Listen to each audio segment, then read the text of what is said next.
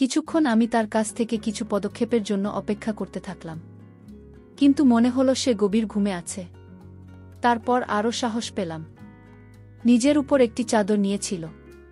চাদরের নিচে সে গভীর ঘুমে মগ্ন ছিল। আমি 5 মিনিটের জন্য এভাবে চাদরের উপর আমার হাত ঘোরাতে থাকলাম, কিন্তু সে কোনো রেসপন্স করবে না। ঘরটা খুব অন্ধকার। বাইরে থেকে প্রবল বৃষ্টির শব্দ ভেসে আসছে। এবার আমি আরও সাহস পেলাম আর একটু এগিয়ে গেলাম। এখন ওর আর আমার দূরত্ব অনেক কমে গেছে, কিন্তু আমি যখন ওর চাদরের মধ্যে হাত রাখলাম তখন সে আমার হাতটা ধরে ফেলে, এবং তারপর এমন একটি জায়গায় রাখো যে আমি নিজেকে আর আটকাতে পারলাম না। তাহলে আসল ঘটনাটি বলি। ম্যাট্রিকুলেশন পরীক্ষা দেওয়ার পর আমি ফিরছিলাম, এবং এই মুহূর্তে আমি বিশ্রাম এবং ভ্রমণ ছাড়া অন্য কিছু নিয়ে ভাবতে চাই না। কিন্তু আমাকে ফ্রি দেখে আমার পরিবারের সদস্যরা আমার দ্বারা সব কাজ করিয়ে নেওয়ার কথা মনে করতেন। কখনো সবজি, আবার কখনো দুধ শেষ। কিন্তু আমার পরিকল্পনা মতো কিছু ঘটছিল না। আমি এই অবসর সময়ে কিছু করতে চেয়েছিলাম, এবং এই সমস্ত সময় কাটানো খুব কঠিন মনে হচ্ছে। বন্ধুদের নিয়ে কিছু হুল্লোড়ি অনুষ্ঠান করব ভেবেছিলাম, কিন্তু সবার কিছু না কিছু সমস্যা থাকায় বাধ্য হয়ে তাও হতে পারে। একদিন মা আমাকে মাসির কাছে যেতে বললেন, আমি কিছু জিনিস পাঠাতে চাই। আর যাই হোক, তোর মাসি তোকে অনেকবার আসতে বলেছে, কিন্তু তুই কিছুতেই যাচ্ছিস না। আমার মাসি লগ্নতে থাকত এবং আমি সেখানে যেতে পছন্দ করতাম না, তাই গত 20 বছর তার কাছে যাইনি। হয়তো না বলতাম, কিন্তু তারপর ভাবলাম বাড়িতে না থেকে মাসির বাড়ি যাওয়াই ভালো। সেখানে কিছু হুল্লোড় হবে এবং আমার সময় কেটে যাবে। না হলে আমার সব ছুটি বাড়িতে শুয়েই নষ্ট হয়ে যাবে। দিন পর দিন রওনা দিলাম লখনৌতে মাসির বাড়ি। আমার মাসি আমাকে দেখে খুব খুশি হলেন। মাছের বড় মেয়ের বয়স বছর এবং ছেলের বয়স 10 বছর। তারা দুজনেই স্কুলে গিয়েছিল। মেসো বাড়িতে ছিল না। মেসোকে অন্য শহরে বদলি করা হয়েছে, তাই শুধু শেষ সপ্তাহে একবার আসে। খাওয়া দাওয়া শেষ করে টাইম পাস করার জন্য ছাদে গেলাম। ছাদে একটা বিশাল খোলা জায়গা ছিল, আর একদিকে 2টা রুম ছিল যার মধ্যে একটা দোকান বানানো হয়েছে, আর অন্যটা দেখে মনে হচ্ছে ঘরের অবস্থা যা এটি কখনো কখনো ঘুমানোর জন্য ব্যবহৃত হয়। সেই ঘরের মাঝখানে একটা ছোট খাট বিছানা ছিল, এবং সেই খালের 2 পাশে বিছানা ছিল না।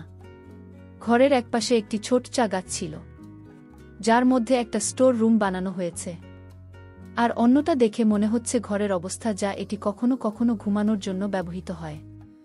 সেই ঘরের মাঝখানে একটা ছোট খাট বিছানা ছিল এবং সেই খালের 2 পাশে বিছানা ছিল। ঘরের এক পাশে একটি ছোট শৌচাগার ছিল, যার অবস্থা বলে যে এটি খুব কমই ব্যবহার করা হয়। আমি ছাদের দেওয়ালে উকি দিয়ে মহল্লার আঁচ নিলাম, কিন্তু আকর্ষণীয় কিছুই দেখতে পেলাম না। আমি নিচে এসে মাসির সাথে কথা বলতে ব্যস্ত হয়ে গেলাম।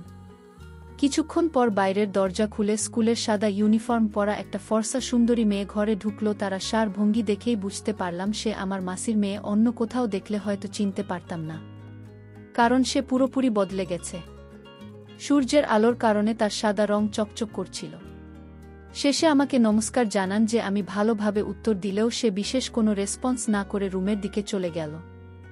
জামাকাপড় পাল্টে খাওয়া দাওয়া সেরে খাতা খুলে পড়াশোনায় ব্যস্ত হয়ে পড়ল। আমি তার সাথে পড়াশোনা নিয়ে কথা বলতে লাগলাম। সে শুধু উদাসীনভাবে আমার মন্তব্যের প্রতিক্রিয়া করছিল, তাছাড়া আর কোনো কথাই বলছিল না। আমি জিজ্ঞেস করলে সে জানায় সে 9ম শ্রেণীতে পড়ে এবং আজকাল তার স্কুলে পরীক্ষা চলছে। আমি মাছি আর তার ছেলের সাথে কথা বলতে লাগলাম, কিন্তু আমার মন বারবার তার দিকেই যাচ্ছে। সে যতই আমাকে উপেক্ষা করেছিল ততই আমি তার কাছে যাওয়ার অজুহাত খুঁজছিলাম। আমার মনে তার সম্পর্কে কোনো খারাপ চিন্তা ছিল না, কিন্তু তারপরও আমি তার প্রতি আকৃষ্ট ছিলাম এবং সে আমার সাথে কথা বলতে চাইছে। কিন্তু সে তার পড়াশোনায় মগ্ন ছিল এবং এই ধরনের ভান করছিল যেন আমি সেখানে উপস্থিতির ওই রাতে সবাই ছাদে ঘুমত। মাছি ও আমাকে একপাশে খাটের উপর বিছানা বিছিয়ে দিলেন। সে মাসির কাছে খাটের উপর ঘুমাচ্ছিল। সবাই ঘুমিয়েছিল, কিন্তু আমি তাকে নিয়ে ভাবছিলাম। বাড়ি থেকে এসেছিলাম মাসির বাড়ি মাত্র 2 দিন থাকার ইচ্ছায়, কিন্তু এখন আর যেতে ভাল লাগছে না। সবাই ঘুমোচ্ছিল আর আমি শুয়েছিলাম। আমি দূর থেকেও ওর দিকে তাকিয়েছিলাম, যাকে রাতের আধারে আমি দেখতে পাচ্ছিলাম। তবু ওর দিকে তাকিয়ে একটা অদ্ভুত স্বস্তি পাচ্ছিলাম। রাতে কখন ঘুমিয়ে পড়েছিলাম জানি না। সকালে যখন আমার মাসি আমাকে জানাল, আমি প্রথমে তাকে খুঁজতে লাগলাম, কিন্তু ততক্ষণে এসে সম্ভবত স্কুলে চলে গেছে।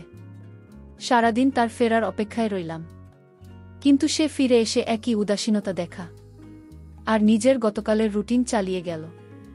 তারপর আমি আমার মাসির ছেলের, যার নাম সানু, তার সাথে বাজারে গেলাম এবং সেখান থেকে আমি তাকে কিছু জিনিস কিনে দিই এবং সেখান থেকেও তার জন্য একটি চকোলেট কিনেছিলাম। বাড়িতে আসার পর আমি তাকে চকলেট দিলাম, কিন্তু সেটা বলে প্রত্যাখ্যান করল যে আমি চকলেট পছন্দ করি না এবং আবার পড়ালেখায় ব্যস্ত হয়ে পড়ল। সে আমার সাথে অপরিচিতের মতো আচরণ করছিল। শানু আমাকে বাইরে ঘুরতে যেতে বলত, কিন্তু আমি তার থেকে দূরে সরে যেতে চাই না, শুধু সবসময় তার দিকে তাকিয়ে থাকতেই মন চাইত। এই রাতে আমরা সবাই ছাদে ঘুমাচ্ছিলাম। হঠাৎ বৃষ্টি শুরু হলো। মাসি আমাকে বললেন রুমের ভিতরে গিয়ে ঘুমাতে। বিদ্যুৎ না থাকায় ঘরটা খুবই অন্ধকার। আমি আস্তে আস্তে শুয়ে পড়লাম, বিছানার একপাশে, দেওয়ালের কাছে। আমি শুয়ে পড়তে ঘুমিয়ে পড়লাম। কিছুক্ষণ পর বজ্রপাতের শব্দে আমার ঘুম ভেঙে গেল এবং বুঝতে পারলাম আমার সঙ্গে অন্য কেউ শুয়ে আছে। তখনও লাইট আসেনি এবং ঘরটা ভীষণ অন্ধকার। আমার মনে হল শানু নিশ্চয় সে আমার খাটে শুয়ে আছে। এমন সময় বিদ্যুৎ চমকালো যে ঘরে একটু আলো দিল, আর দেখলাম শানু নয়, তার বোন আমার খাটে শুয়ে আছে। আমার তো শ্বাস বন্ধ হয়ে গেল। আমি তাকে দেখে কিছুটা ভয় পেয়ে গেলাম। আমি ওর দিকে মুখ করে শুয়েছিলাম, যেন আমি কোনো নড়াচড়া করলে আমি মারা যাব। অনেকক্ষণ এই অবস্থায় পড়ে রইলাম। কিছুক্ষণ পর যখন আমি কিছুটা স্বাভাবিক হয়ে উঠলাম, কিন্তু আমি ভয় পাচ্ছিলাম যদি তার চোখ খুলে যায় তবে কিছু সমস্যা হতে পারে। আমি অনুমান করেছিলাম যে রুমে অন্ধকারের কারণে সেখানে শুয়েছিল। যদি সে জানত তবে সেখানে শুয়ে থাকত না। আমার কোনোরকম এই ধরনের কাজ করার আগে এটা বোঝা দরকার ছিল যে সে অজান্তেই এখানে শুয়েছে নাকি ইচ্ছাকৃতভাবে। তাই ঘুমের ঘোরে আধমোড়া ভাঙার অছিলায় আমি আমার হাতটি তার বাহুতে এমনভাবে রাখলাম যাতে তার চোখ খুলে যায়। সে অন্ধকারে গভীরভাবে আমার দিকে তাকাতে লাগল। কে তার সাথে ঘুমাচ্ছে অনুমান করার চেষ্টা করল। আমি এমনভাবে ঘটনাটি করছিলাম যে আমি গভীর ঘুমেছিলাম এবং আমার চারপাশের জগৎ সম্পর্কে আমার কোনো ধারণাই নেই। আমার হালকা নাক ডাকার আওয়াজে সে বুঝতে পারে শানুর বদলে সে আমার খাটে ঘুমাচ্ছে। তখন সে তাড়াতাড়ি চাদরটা তুলে বিছানায় অন্য পাশে গিয়ে শুয়ে পড়ল।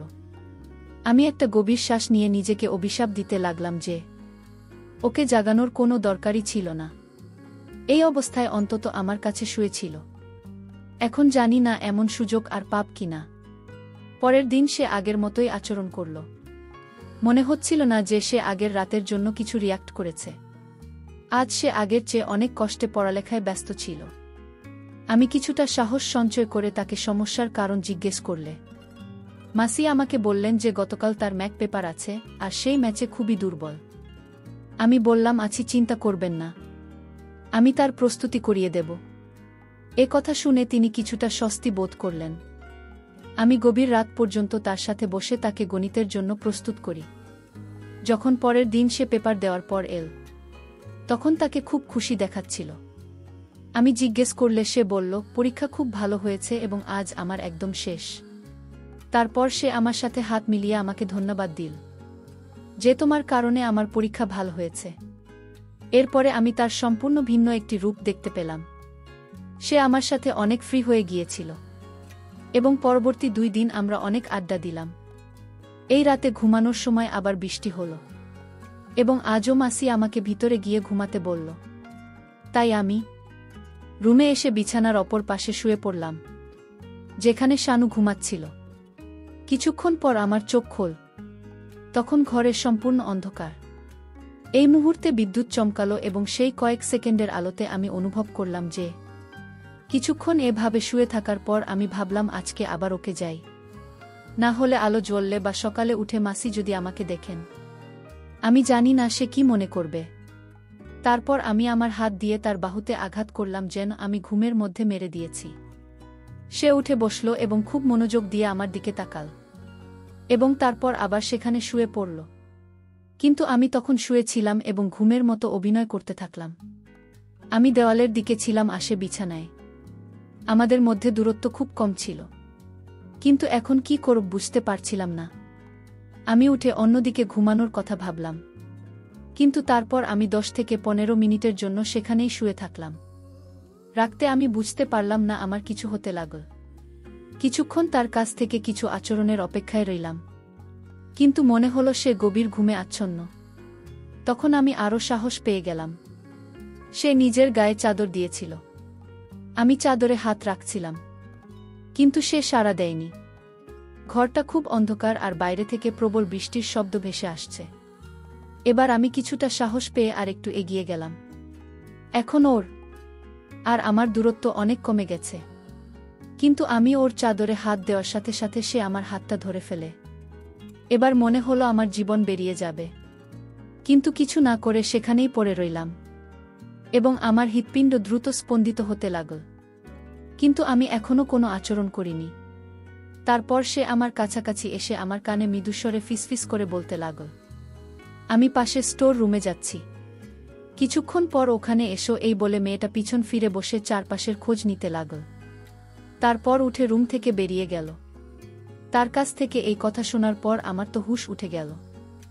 আর আমি ভাবতে লাগলাম যে মেয়েটি আমার সাথে কথা বলে না, সে রাতের এই সময়ে তার সাথে একা দেখা করতে বলেছে। আচ্ছা, আলো তখনও জ্বলেনি আর মাসি নাক ডেকে ঘুমাচ্ছিলেন। তারপর উঠে রুম থেকে বেরিয়ে এলাম, কিন্তু অন্ধকারের কারণে কিছুই দেখতে পেলাম না। আমি হাতে হাতে স্টোর রুমের দিকে হাঁটা শুরু করলাম।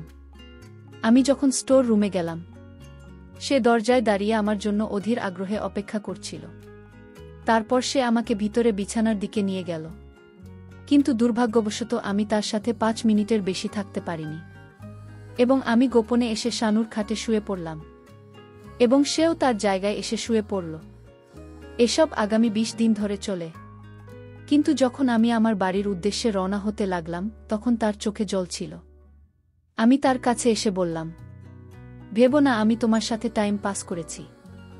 আমি তোমার প্রেমে পড়ে গেছি, আর বাড়িতে পৌঁছে মাকে তোমার বাড়িতে সম্বন্ধ নিয়ে পাঠাবো। এই কথা শুনে সে লজ্জায় চোখ নিচু করে নিল।